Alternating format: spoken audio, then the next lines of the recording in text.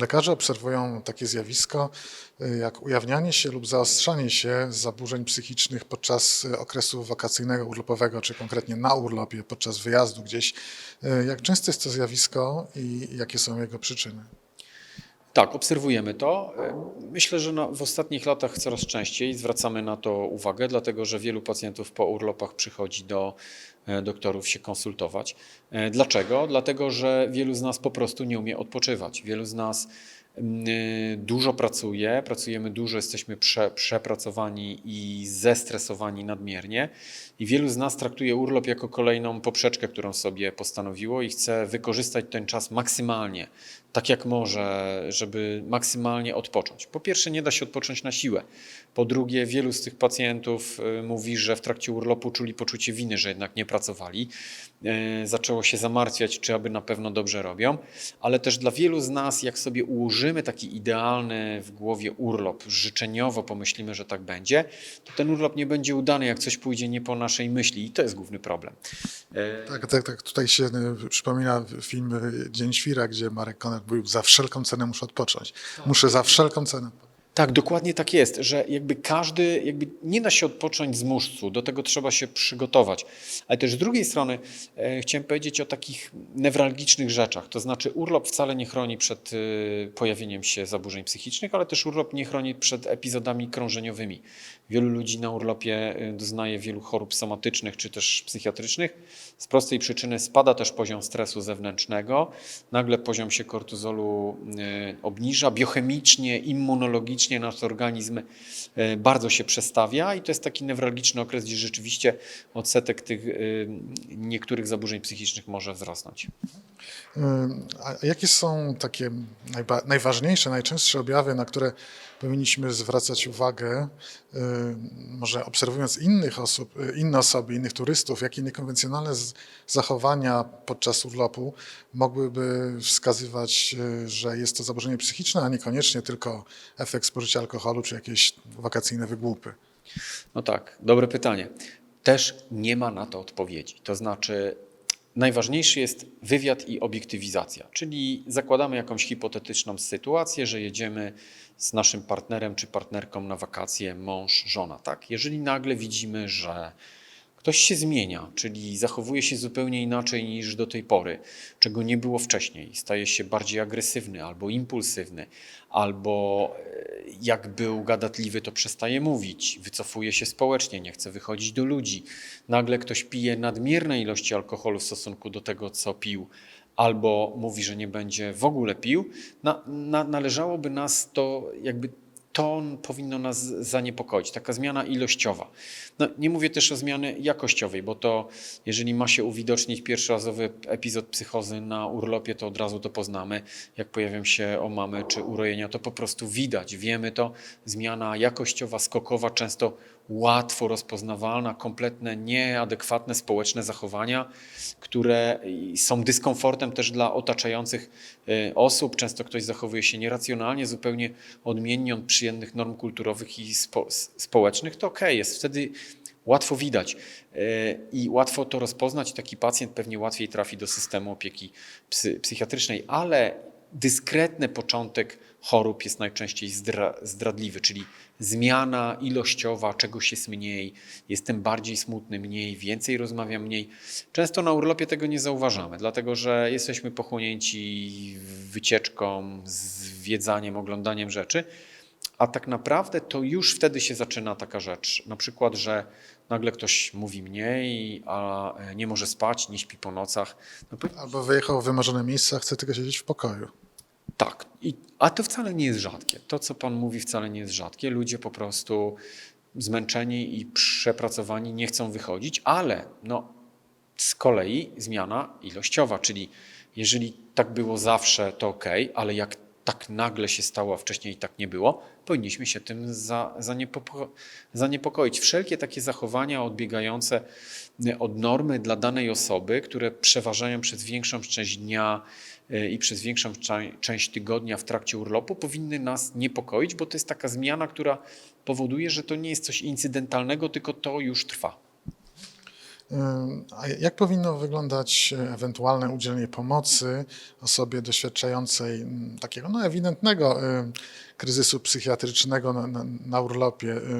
Zakładam, że jesteśmy w miejscu, gdzie może w jakimś kraju, gdzie uzyskanie pomocy fachowej niekoniecznie jest łatwe albo zajmie dużo czasu. Co powinny osoby, powiedzmy z takiej hipotetycznej grupy wycieczkowej robić, a czego nie robić, jeżeli ktoś zaczyna się tak zachowywać? Przede wszystkim relacja, rozmowa i relacja, czyli próba niebycia oceniania, jakby nie oceniać tego pacjenta, tak? Nie oceniać tej osoby. Mówię pacjenta, bo już pewnie myślę w kategorii pacjenta. Nie oceniamy. Jesteśmy pomocni, nawiązujemy relacje, ale nie jesteśmy stanowczy w tym przekazie i nie mówimy, że coś jest źle, coś jest dobre.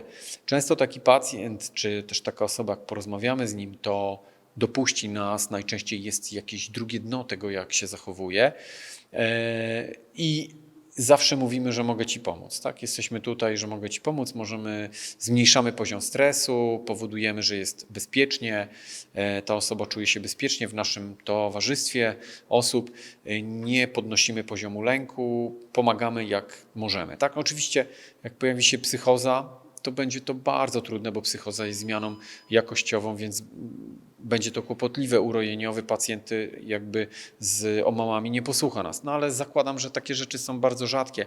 Najczęściej zaburzenia lękowe czy depresyjne się uwidaczniają, czyli nie jesteśmy oceniający, nawiązujemy relacje. Jak jesteśmy bliską tą osobą, no to częściej pewnie kogoś lepiej znamy, więc spróbujmy podpytać o sytuacje, które miały miejsce w ostatnim czasie. Być może nie było okazji, by porozmawiać o tym, a urlop jest taką okazją i wtedy może zmniejszymy poziom stresu u tej osoby, ale starajmy się, jeżeli coś się zadzieje, towarzyszyć tej osobie, być z nią, żeby obniżać poziom stresu, żeby ona czuła nasze wsparcie. Na koniec chciałbym się zapytać, jakie są najczęstsze błędy, które popełniamy w kontekście własnego zdrowia psychicznego podczas urlopów i wakacji, choć już pan doktor na początku o tym powiedział, że nie można na siłę odpoczywać, trzeba jakoś do tego podejść z dystansem i racjonalnie. Co jeszcze można by tu dodać? Przede wszystkim na urlopie powinniśmy wrócić do dobrych nawyków, to znaczy coś, co na co dzień nie przestrzegamy, czyli najczęściej higieny snu.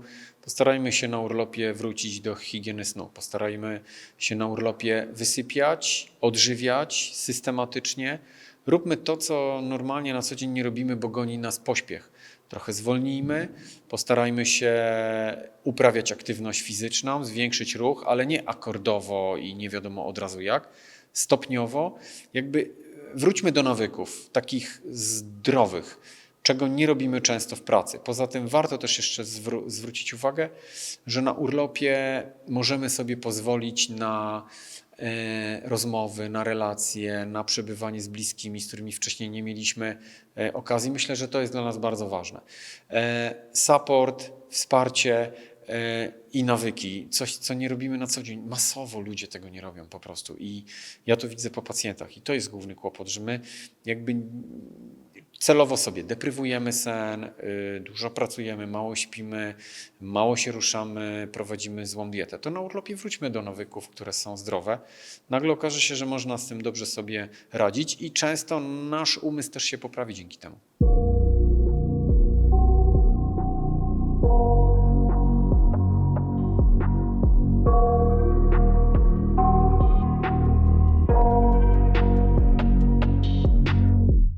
I got nightmares in my head, I fear that the thoughts build up until I can't hear, that my mind fills up into a creature, and it haunts me somewhere much deeper. Anxiety, filling up every space, no privacy. And silently, it could build and build until you finally see, whoa, it's taking over, damn no closure, moving closer. No exposure, I just wanna be a loner. Some can't stay sober, looking over all their shoulders, like moving boulders just to get out of the home. It sucks, I've had enough, I don't wanna feel the stuck under the rug, all my problems that I shove. I got nightmares in my head, I fear that the thoughts build up until I can't hear. That my mind fills up into a creature, and it haunts me somewhere much deeper. I got nightmares in my head, I fear that the thoughts build up until I can't hear. That my mind fills up into a creature, and it haunts me somewhere much deeper. I've been feeling weird, I can't seem to focus good enough. Nothing's really clear, sometimes it could be a little tough. I just need to feel like the end's in sight for me. But let's be really real, anxiety can foggy all this stuff. I've been feeling weird, I can't seem to focus good enough. Nothing's really clear, sometimes it could be a little tough. I just need to feel like the end's in sight for me. But let's be really real, anxiety can foggy all this stuff. It sucks when you finally feel like giving up. Oh God, no luck.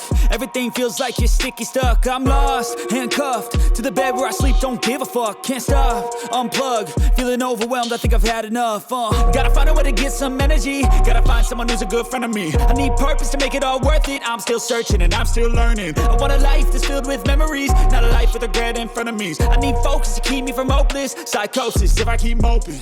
I got nightmares in my head, I fear that the thoughts build up until I can't hear. That my mind fills up into a creature, and it haunts me somewhere much deeper. I got nightmares in my head, I fear that the thoughts build up until I can't hear. That my mind fills up into a creature, and it haunts me somewhere much deeper. I've been feeling weird, I can't seem to focus good enough. Nothing's really clear, sometimes it could be a little tough. I just need to feel like the end's in sight for me. But let's be really real, anxiety can foggy all this stuff. I've been feeling weird, I can't seem to focus good enough. Nothing's really clear, sometimes it could be a little tough. I just need to feel like the end's in sight for me. But let's be really real, anxiety can foggy all this stuff.